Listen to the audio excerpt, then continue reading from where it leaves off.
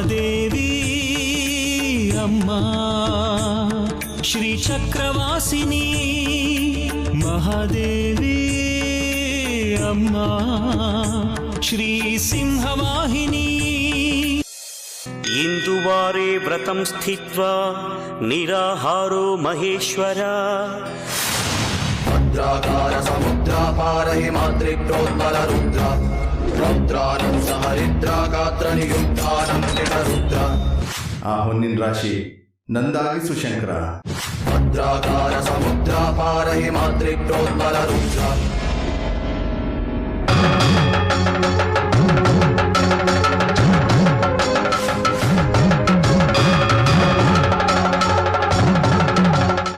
ಒಂದೇ ಒಂದು ನೂಲಿನ ಅಳತೆ ಕೂಡ ವ್ಯತ್ಯಾಸ ಆಗಬಾರ್ದು. ಈ ಹುಣ್ಣಿಮೆ ಒಳಗಡೆ ತಯಾರಾಗಬೇಕು.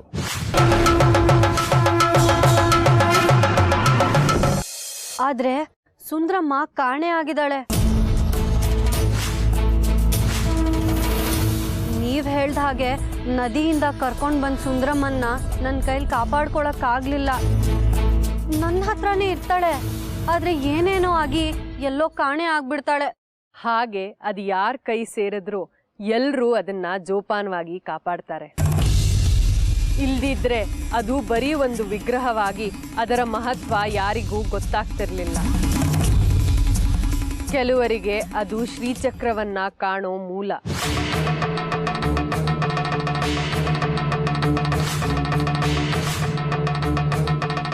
ಇನ್ನು ಕೆಲವರಿಗೆ ಅದು ಹಣದ ರಾಶಿಯನ್ನ ತಂದುಕೊಡೋ ತಿಜೋರಿ.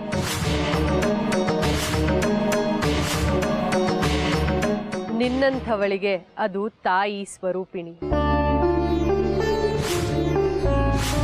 ಅದಕ್ಕೆ ತ್ರಿಪುರ ಸುಂದರಿ ಅಮ್ಮನವರು ಎಲ್ಲರಿಗೂ ಬೇಕು.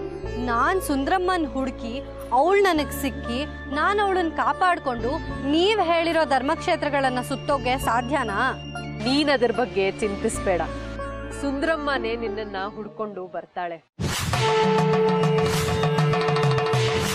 ಹೊರಡು ನೀನು. ಎಲ್ಲಿ, ಯಾವಾಗ? ಅದು ಸುಂದ್ರಮ್ಮನ ಆಯ್ಕೆ. ಆದ್ರೆ ಒಂದು ಮಾತು, ನಿನ್ನ ಜೊತೆ ಬಂಗಾರಿನೂ ಕರ್ಕೊಂಡು ಹೋಗು. ಯಾಕೆಂದ್ರೆ ನಿನ್ನ ನಂಬಿ ನಿನ್ ಜೊತೆ ಬಂದವನು ಬಂಗಾರಿ. ನಂಬಿ ಬಂದವ್ರನ್ನ ಬಿಡೋದು ಧರ್ಮವಲ್ಲ. ಮಾರಿಗುಡಿ ತಾನಾಗೆ ಬಂಗಾರಿನ ಬಿಡುಗಡೆ ಮಾಡಿರ್ತಾನೆ. ಅಯ್ಯೋ, ಯಾರನ್ ಬಿಟ್ರು ಬಂಗಾರಿನ್ ಮಾತ್ರ ಬಿಡೋದಿಲ್ಲ ಆ ರಾಕ್ಷಸ ಮಾರಿಗುಡಿ.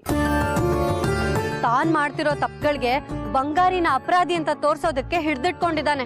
ಸುಮ್ನೆ ಬಿಟ್ಬಿಡ್ತಾನಾ? ಅವನು ಬಂಗಾರಿನ ಬಿಡೋದಕ್ಕೆ 100 ಕಾರಣಗಳಿವೆ.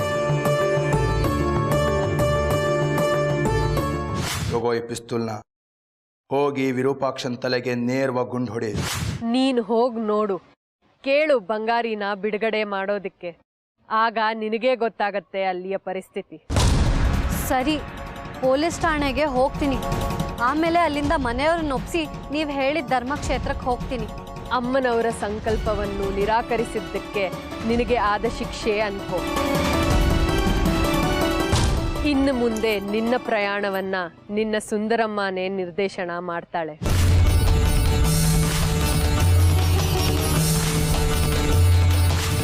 ಈಗ ಹೊರಡು.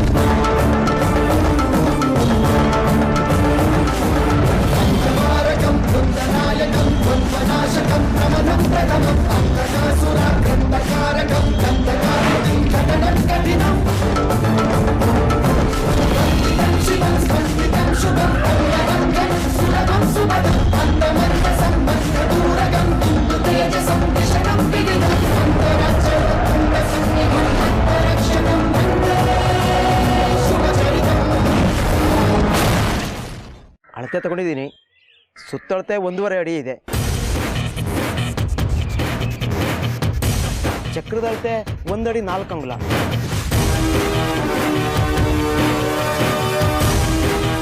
ಗಮನ ಕೊಟ್ಟು ಮಾಡು. ಆದರೆ ನನ್ನೊಂದು ಪ್ರಶ್ನೆ ರುದ್ರಪ್ಪನವರು, ಶಿವಲಿಂಗದ ನೆತ್ತಿ ಮೇಲೆ ಶ್ರೀಚಕ್ರ ಯಾಕಿದೆ? ನಾನು ನೋಡಿರೋ ಯಾವ ಶಿವಲಿಂಗದ ಮೇಲೂ ಈ ರೀತಿ ಚಕ್ರ ನೋಡೇ ಇಲ್ಲ. ಏನೋ ವಿಶೇಷತೆ ಇರಬೇಕು.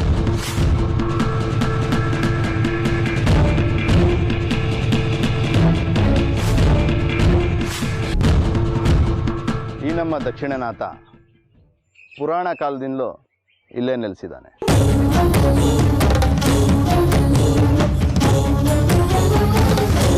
ಒಮ್ಮೆ ಪಾರ್ವತಿ ದೇವಿ ಇದೇ ಮಾರ್ಗವಾಗಿ ಬರುವಾಗ ಈ ಜಾಗನ ನೋಡಿ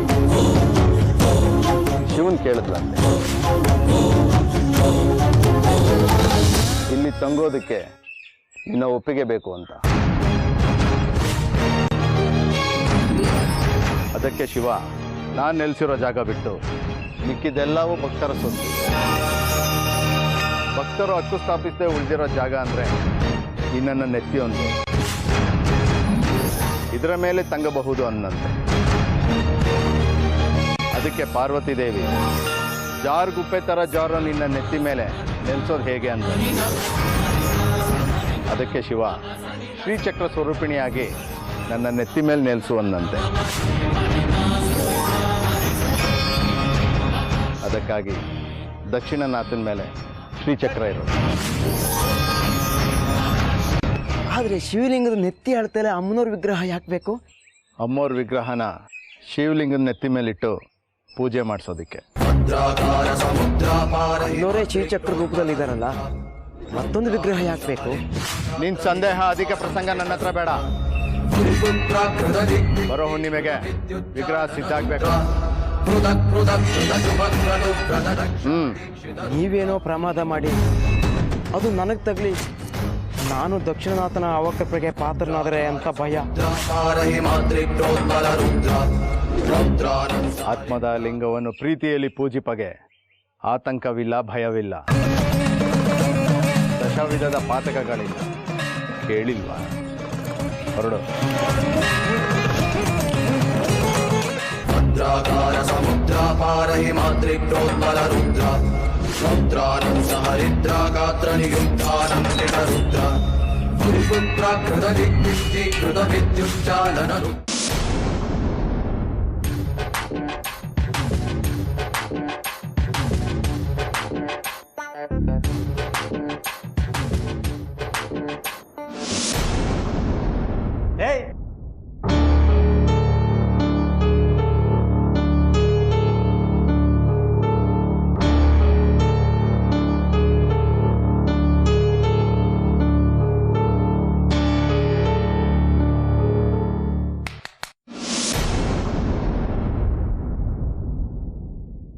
ಏಯ್ ಚಪ್ಲಿ, ಎಲ್ಗೋ ಹೋಗ್ತಾ ಇದೀಯಾ? ನಾವಿಲ್ಲಿ ಇರ್ಬೇಕಾದ್ರೆ ನೀನು ಇಲ್ಲೇ ಇರಬೇಕು. ಬೇಜಾರಾಗ್ತಾ ಇದೆಯಾ?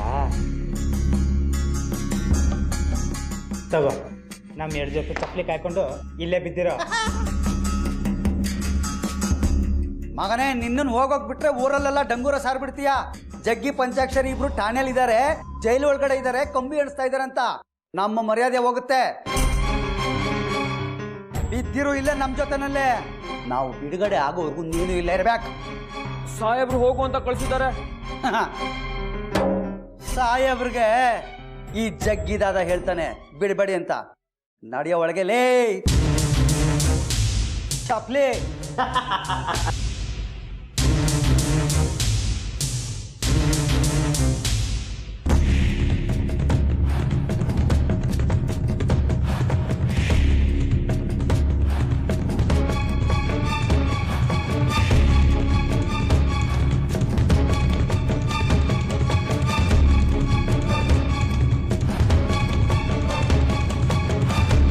ನಿನಗೆ ಹೋಗು ಅಂತ ಹೇಳಿದ ತಾನೆ, ಯಾಕಿನ್ನೂ ಹೋಗಿಲ್ಲ? ಹೊರಟಿದ್ದೆ ಸಾಹೇಬ್ರೆ, ಇವರಿಬ್ರು ಬಿಡ್ತಿಲ್ಲ.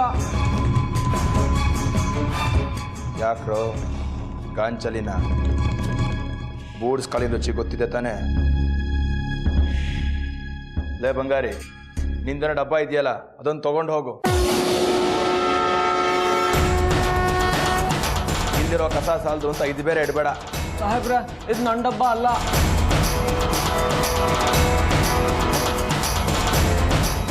ನಿಂದಲ್ದಿರ ತಗೊಂಡೋಗಿ ದಾರಿ ಮಧ್ಯೆ ಬಿಸಾಕು. ಇದೇನು ಕಸದ ತೊಟ್ಟಿನ?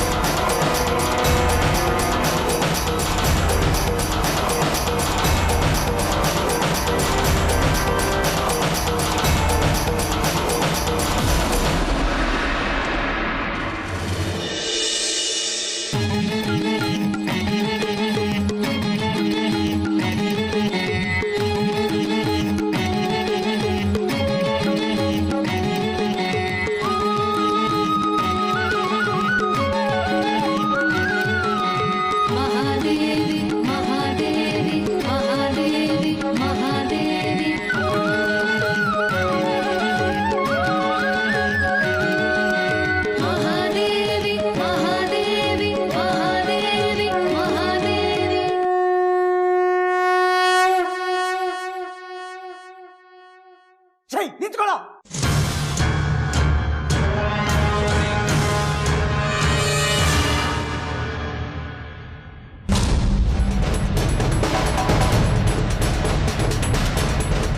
ನೀನು ನಮ್ಮನ್ನ ಬಿಟ್ಟು ಹೋಗಾಗಿಲ್ಲ.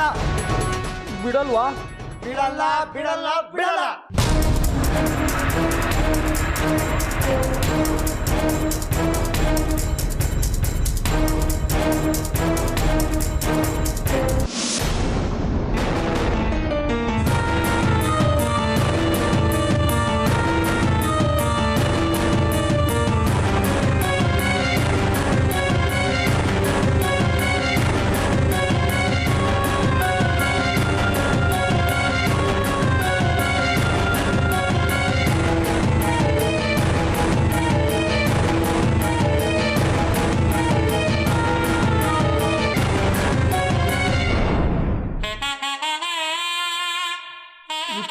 ಹೋಗ್ತಾ ಇದ್ದಾನಲ್ಲೋ ನಮ್ಮ ಕಣ್ಣು ಮುಂದೆ ತಗೊಂಡು ಹೋಗ್ತಾ ಇದ್ದಾನಲ್ಲೋ. ಹೋಗು ಕಿತ್ಕೊಂಡ್ಬಿಟ್ಟು.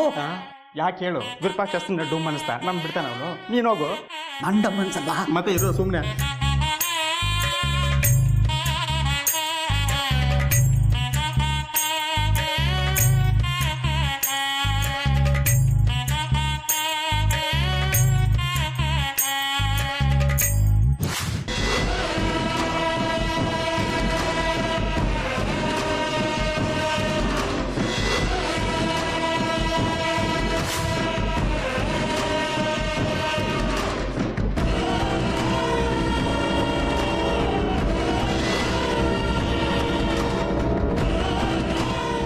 ಮಂಡಲದಲ್ಲಿ ನೀನೇ ಬರಿಬೇಕು.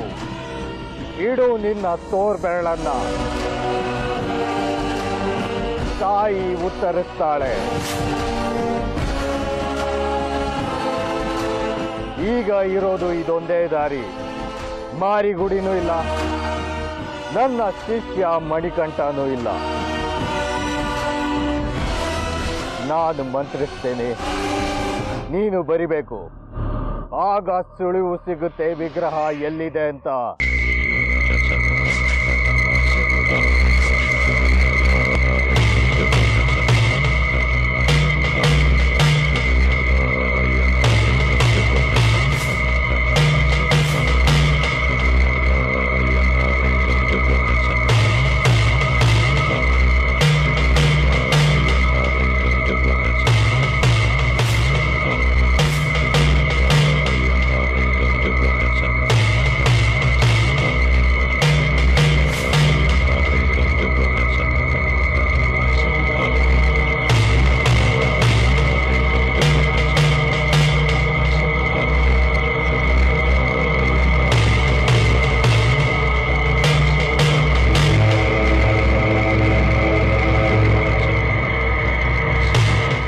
ತಾಯಿ ಉತ್ತರ ಕೊಡು.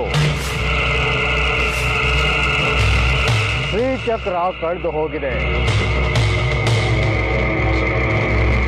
ಅದನ್ನ ಪ್ರಶ್ನೆ ಮಾಡಿದ್ರೆ ನೀನೊಂದು ವಿಗ್ರಹನ ತೋರಿಸ್ದೆ.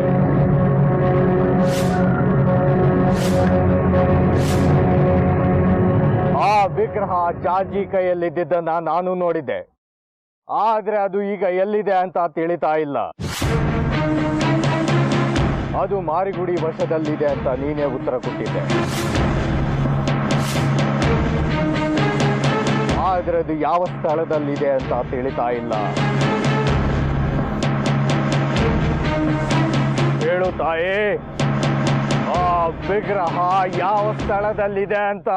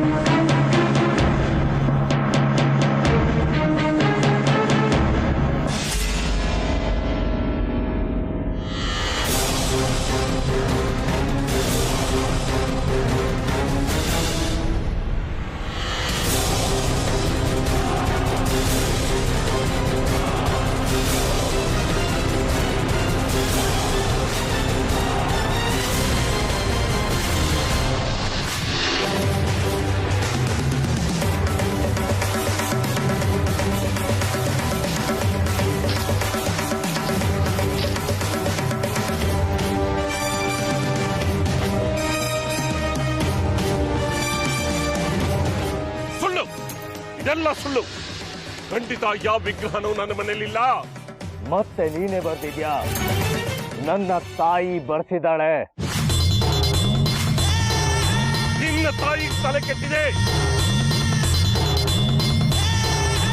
ಆಗ ಮಾರಿಗುಡಿ ಅಂತ ಬರ್ತಿದ್ದು, ಈಗ ನನ್ನ ಮನೆಯಲ್ಲಿದೆ ಅಂತ ಬರ್ಸ್ತಾ ಇದ್ದಾಳೆ. ಸರಿ ಇಲ್ಲ. ಈ ನಿನ್ನ ಮರಳ ಮಂಡಲ, ನಿನ್ನ ಮಂತ್ರ ತಂತ್ರ ಯಾವುದು ಸರಿ ಇಲ್ಲ. ವಿರೂಪಾಕ್ಷ, ಮಾರಿಗುಡಿ ಹೆಸರು ಬಂದಾಗ ನನ್ನ ತಾಯಿನ ಒಪ್ಕೊಂಡಿದ್ದೆ. ಈಗ ನಿನ್ನ ಹೆಸರು ಬಂದ ಕೂಡಲೇ ನನ್ನ ತಾಯಿಗೆ ತಲೆ ಕೆಟ್ಟಿದೆ ಅಂತೀಯ?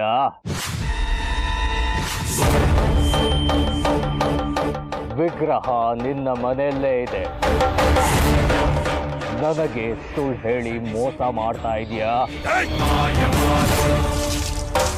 ನನ್ನ ಮನೆಯಲ್ಲಿದ್ದೆ ನಾನು ಯಾಕೆ ನಿನ್ನ ಮುಂದೆ ಬಂದು ಕೂರ್ತಾ ಇದ್ದೆ? ಮುಚ್ಚು ಬಾಯ್. ಮಾರಿಗುಡಿನೂ ನೀನು ಸೇರಿ ಏನೋ ಸಂಚು ನಡೆಸ್ತಿದ್ದೀರಾ. ಇಬ್ಬರಿಗೂ ವಶೀಕರಣ ಮಾಡಿ ಬತ್ತಿರೋ ತನಕ ಜೀವಂತ ಶವಗಳಾಗಿ ಬಿದ್ದಿರೋ ಹಾಗೆ ಮಾಡ್ತೀನಿ. ಒಂದೇ ಒಂದು ನಿಂಬೆಹಣ್ಣು ಸಾಕು ನಿಮ್ಮಿಬ್ಬರನ್ನ ಮುಗಿಸೋದಕ್ಕೆ. ಜೀವನ ಪರ್ಯಂತ ಏನು ಮಾಡೋದಕ್ಕಾಗೋದಿಲ್ಲ. ಉಸಿರಾಡ್ತಿರ್ತೀರ, ಆದರೆ ಬದುಕಿರೋಲ್ಲ. ನಿಜ ಹೇಳ್ಬಿಡು ವಿರೂಪಾಕ್ಷ.